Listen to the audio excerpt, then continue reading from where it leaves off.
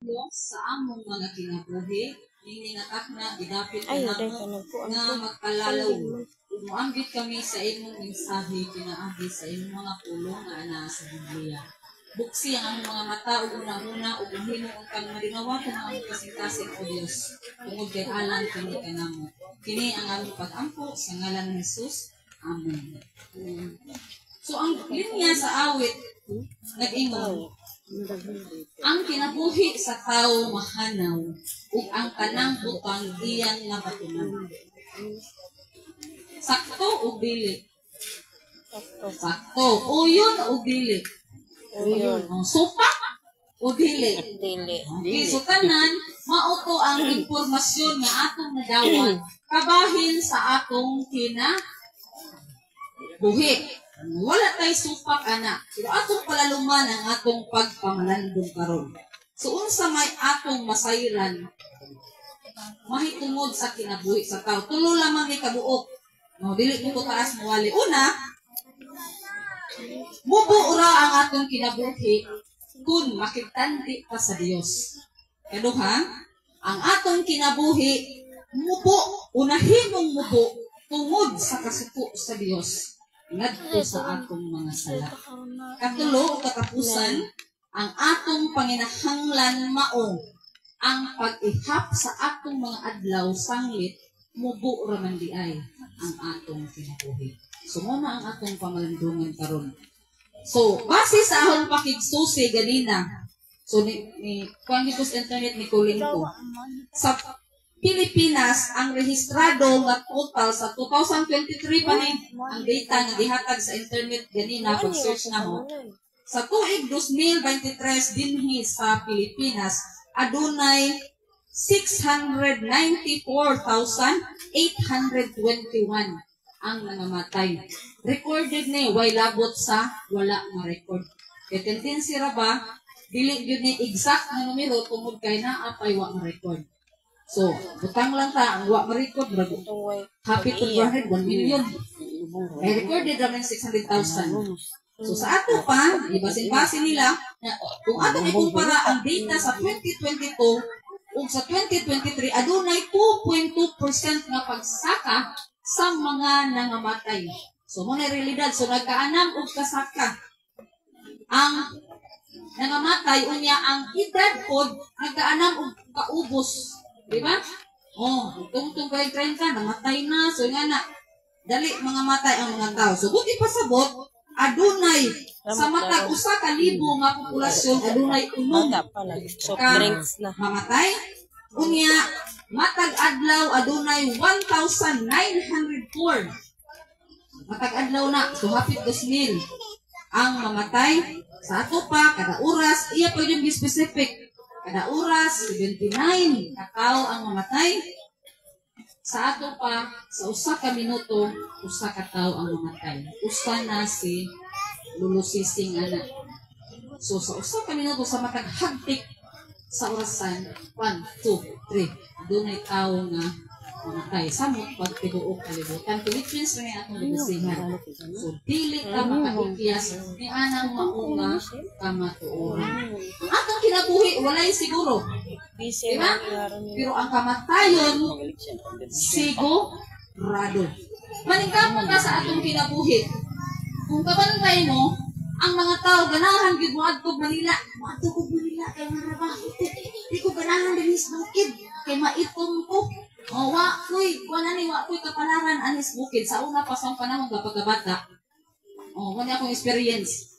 Ngayon itong mga kauban mo, ato sa Manila, kaya ano, guwapa ko sa Manila, muputi, muhamis. So, mga ilang panglantaw sa ilahang kinabuhi mo nang adto sila o Manila. Ganahan sila dito, manimpad sa Manila. Kaya alam nila, tuwa ang ilang kapalaran, tuwa ang ilang kaugmaon. So, yung anak po, mga po na ang ilang damgo sa kinabuhi. Pero, adunay pero, sa ilang pag-adto dito, sahay, pag-abot sa Manila, daghan ka dito, nakurat, layong aram ni bukid. Naghagbar dito, naghabaligya dito, dili maayo nga baligya, dili na ko i-mention kanya ng mga bata. So, nabaguhan ang usa ka bata noon, ni gamit ani, lisuod ani butanga, wa kabawi sa iyang kinabuhi. Ang iyang pangandoy niya, mungadto siya, kay makatabang unta sa iyang maginikanan na himong napukan. Kaya sabay na himo. Nag-rescue naman hinong dito sa ginikanan kay asa na mapadong. Dili na makaulig balay ito na mas kusuhan. Hangtod karon naagi hapon na ang problema kay kumpiyansa ang tao sa iyang kinabuhi. Kanus apa man di ay mabago ang tao. When in fact, ang unang mupo lang atong kinabuhi tumitanggi sa Dios. Dili kita makitanggi sa Dios tungod kay ang Dios walay katapusan eternal. Ang uban ng hambog. Ngayon nga, sus, Ginoo, sus, palahon na ako na bang sa tawagan ng sayon-sayonon lang ang Ginoo paglitok o dili maayo. Mulabi pa o naatas sa medyo emosyonal ang atong kahingkang. Sahay, mabasol ka sa Ginoo. O dili pa pala po na nang ila po na, mabasol sa Ginoo. O sa pada, makibalansi sa Ginoo. Timan giun sa kapagatimas Ginoo. Kikas atong pagkatao hangtod sa atong kamatayon. Ang pangutana, giun sa nato pagda ang atong kinabuhi. Nahimo ba tang responsable sa kinabuhi nga ihatag sa Dios nato? Pangutana imong kaugalingon, sa di pa pangutana sa Ginoo, baliha imong kaugalingon, nahimo pa kung responsable sa paggamit sa kinabuhi nga gihatag sa Dios. So dili na to itandi ang atong kinabuhi sa Dios ha kay matapos ta ang Ginoo wala gyud. Mao sa atong awit, kung atong ikuan diha itong susihon, ato giyunggi tungod kay nagtuo ta nga si Jesus atong Dios eternal. Walay katapusan lang sa ato kung yung primero sa pagdaig. Daigon yun nato ang Ginoo. Kay buhay siya hangtod sangtod mamatay man tang tao. Pero ang Ginoo yun, kumana siya namatay, nabanhaw na. Sumao na mo kinay atong una. Ang Ginoo lamang ang atong daigon kay siya ganghanan ug walay katapusan. So atong itutok ang atong mga mata sa Ginoo. So, dili sa mga tao. So, muna atong timanan ni kay ang tao, kung mapukan siya, ang ato pong paglao mapukan. Mura pag nag-agad ang ato ang action. Tungod ang tawhana kay idol nato. Prokartista ba? Idol nato si Ruben. Idol Sikap. Idol ko Sikap. Kana si Bong Revilla. Kung naa sila mabuhat nga dili maayo, sumra kag mag-dry. Maayo man kung ang Ginoo. O atong tutukan.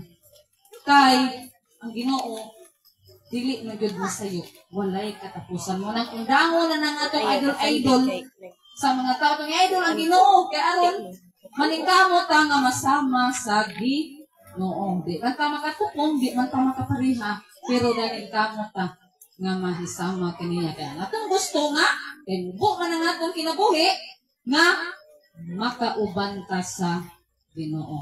Kani first step. Okay, first step, buhi ta. Natao ta. Second step, mamatay. Third step, mo na to ang pagkamanhang. Maunay, atong gipangandoy, maunga, magpasakop, kita, o relihiyon. Kaya sa may mo servisyo na to, kung mamatay ta, praringan eh. Kung wala tayo nahisakot, kung sa may atong sangpiton, asa naman ta pa doon? Makaising-ising na ang nabuhi na problema. Yung ba nagipasakupan yung namatay, ang sao naman eh.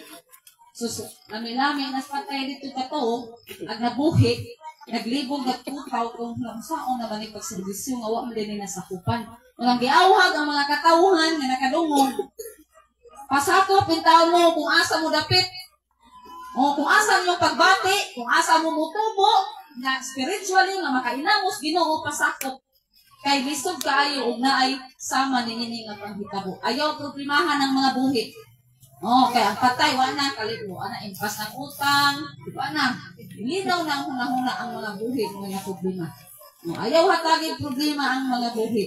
Nga na ha. Kay bubo ang atong kinabuhi, mao nga mangandam ta. Kaduha. Tugay na to. Ang atong kinabuhi nahimong mubo tungod sa kasuko sa Dios ngadto sa atong sala. So giunsa ka pagsilot sa Ginoo? Ako ning ikot ning sa Genesis, katong kinangton tas arka.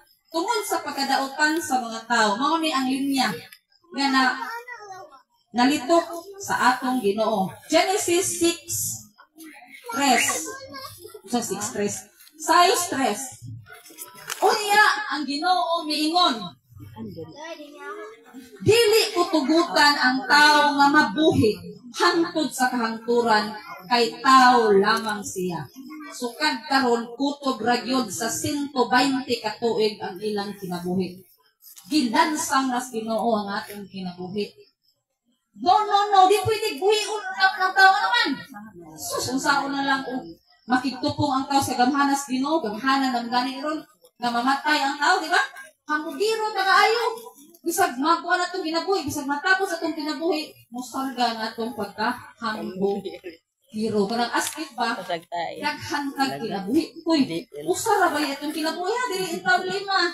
Dili na po. Tingnan ka, I have two hands, the left and the right. Tuha atong kamot, pero usara yun ang atong kinabuhi. Muna itong bantayan mo. Dito sa Santiago, kung sa giingon,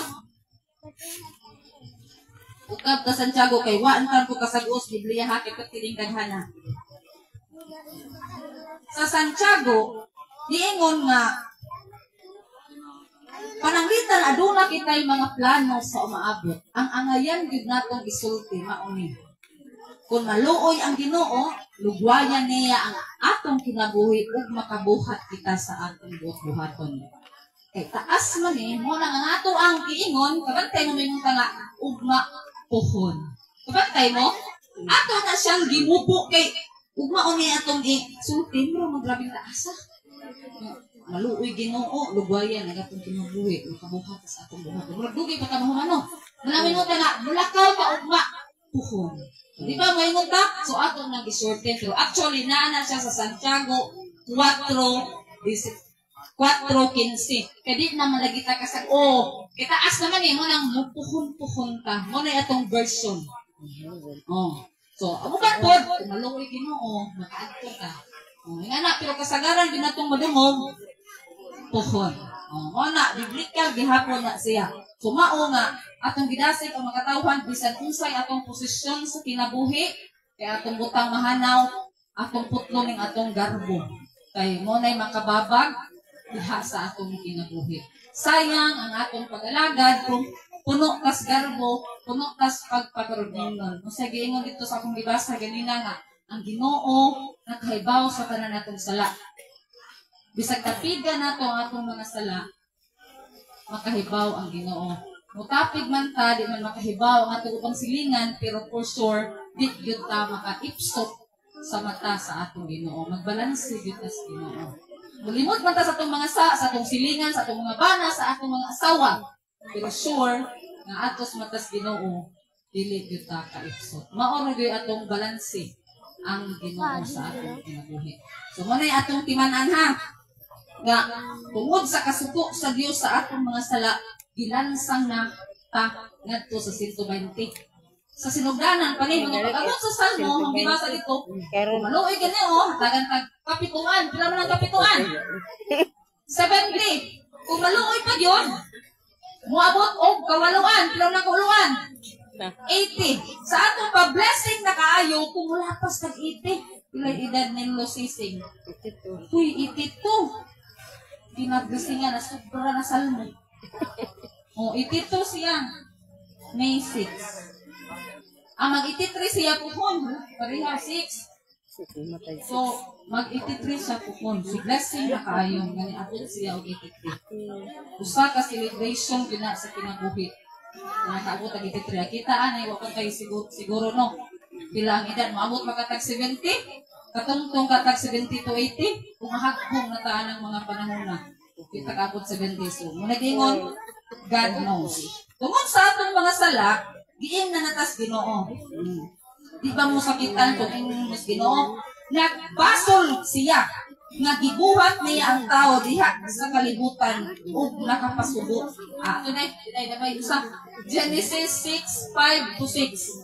Unya nakita sa Ginoo nga hilabihan kadautan sa mga tao sa kalibutan ug kanunay lamang ilad ang ilang gihuna-huna. Nagbasol siya nga gibuhat niya ang tao diha sa kalibutan ug nakapasubo kaniya. So meaning to say, bisan ang Ginoo nagbuhat nato si Adan gikan sa abog, gidistinta mo balik sa abog, tungod sa atong sala, nagbasol siya, nasubo siya nga kita imong gibuhat. Imagine na ko na imong best friend, ingnon ka, nagbasol jud ko nga ikaw akong best friend. Unsay atong batiyon? Muratag tabunan sa kalibutan, no? Muratag tabunan, nga murag maghilak-hilak na dito kay nga atong best friend. Oh, for 10 years, 20 years, di maana tagsulti perting sa kita. Ang magbubuhat pakahan, ang Ginoo pakahan nga atong gibuhat sa ingon, unsa kasi ito kita naghanang mga tao. Imagine na, nakakontribute ko sa iyang kasubo. Kamo pod, kitang tanan. Oh, nahimong kabahin sa pagbasol o kasubo sa atong Ginoo sa pagbuhat niya sa tao. Mao nga undang na unta tas pagbuhat sa dautan. Kay bawo ka, nganong gilaglag to sila tungod sa dautan nilang mga buhat. Imagine na nalagbuhat ron. Kung grabe ron, naskuan po tong sa una. Ikwas-ikwas, patas-patas lang ang laban. So dili ta mutugot unta na doon na pa'y lain na moabot na silot sa dito ka naman. Sa una kay, ang suguma o gumura iya ng tugi. Padang at kalayo, sunog. Kaya, gilunok. Hinaot nga. Kung silutan mo rin Ginoo, kaya dito mapukan ang tao, no? Kaya dakutan mo ang tao, di yun madaba. Sa kapila pa mo simba, sige tagbalik-balik na ng Semana Santa, silibit naman tagpasko, ang tao, yun grabe yung intalunod, yun gayo. O, mubida yun sa Satanas, inay ang Ginoo.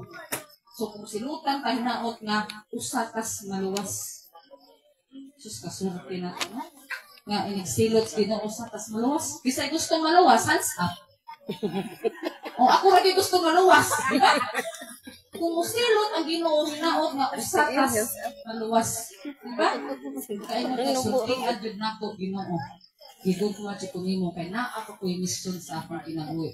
So kung ihatagan karon pas Ginoo og ugma o nga dawa, kung hatagan patas Ginoo ug laing kinabuhi, bulahan na kaayo kung makanagata ni anak. Kuna-una apod mo pagakag dautan ug di na. Undang na. Kita ba kitay mo daog sa atong kagalingon kay hawag baya na kaayo. Isugya anong dag-on ning atong kabuang ug kadautan. Atong bang patyo na daan atong dautan muna-muna. Aron dili na ni siya mubuhat, ang atong mga kamot dili na mubuhat ng dautan. So mao ni atong panglimbasog aron dili masubok ang Ginoo. So di ba kasug-an ta og amo? Usay atong buhaton, di ba? Maubos ta. So ina po ang Ginoo niya, pwede natong daghan. So ulo dili ta na isa. Bigla lang. Kamo na isulbad sa inyong kinabuhi. Sunod, di ba nadugay na. Number 3, kapusan. Ang atong panginahanglan mao ang pag-ihap sa atong mga adlaw. Ipa, pila na may nahabilin sa kinabuhi. Pila inyong edad ron. Mag-ihap na sa mama. Wala, pila inyong rabag salmo 70. So, meaning to say, magkalingaw na lang kag-ihap, Ginoo, pila na lang kag-adlaw ang kinabuhi ngayon ang hatag. So, sulito na nato pag-alagad sa Ginoo. So, kumbati na ta. Kung kumbati ta pag ginabuhi, aron ta mabuhi, kumbati po tas pagpangalagad, aron makasunod tas dinharian sa Ginoo. Hindot lang mo na Ginoo ba? Welcome. Nga anak ka sa akong dinharian na abot na ka. Uy, kanindot. Kung welcome ka, mga tutas atong amiga, andaman ta o bisag unsa, sus malipay ta na. Uy, salamat yung pinag-andam ka. How much more kung ang Ginoo niya. Walay katapusan na gina siya. Mag-andam siya alam na ito. Uy, kanindot. Imagine na ragod na. Ganahatang na yung tagad, ganahatang cool, pero ikahatag sa Ginoo, labaw pa ni anak. Ngunay atong target nga makasulod yung tas harian sa langit. Maong naakadahay kasuko, nakay kayo, goto'y biyain na. Biyain ang linya nga moingon. Sa linya sa mga tiguwang sa una. Nga, bisan pag hangtog sa kamatayon, di ka nangok mapasaylo. Itaga mo yan sa bato. Kalimti ng linyaha, Jesus, kinarungan sa kayo na. Mupo, ora ang kinabuhi. Ayaw yun nagpadayon na, patiya na. Huna-huna, hindi yun na mahindi. Huwag mamatay ka, sunod. Ipataka pa ngayon, pasaylo, sao naman. At kung atong hatagag labad at Ginoo sa pagbalansis itong mga sa. Oh.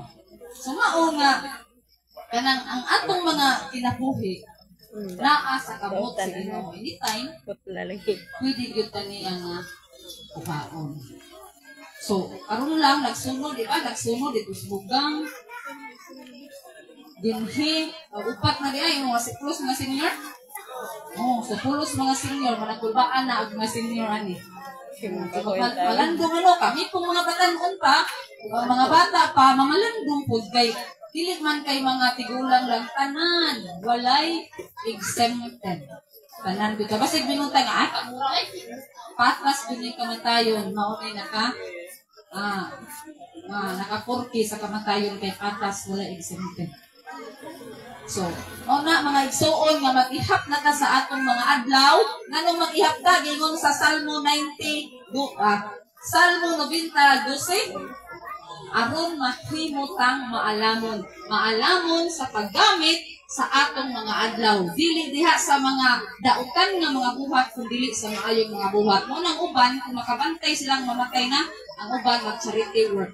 Kana ba maghatag na ipang ang ilang mga yuta, ipang baligya na. Kaya din mo nga ilang kinabuhi, hatak na matapos kabaligya sa kanan, kabaligya ang mga kantangan, isa may musunod, labi pag-wala na. So ipang hatag na. Kaya at least, hindi ka matay, andam na siya. Kaya magpatay ba yan ang nakabilin ko, di kahilong na. So mauna nga, andam mo na to ang atong kagaling labaw sa talang mahimutang andam sa matag adlaw. Kaya wala ka kalibaw kung kinsay musunod. Nga kukhaon, gikan sa niya sa mga buhi. So, dalaygon ang Diyos sa mga pulong na atong nadunod.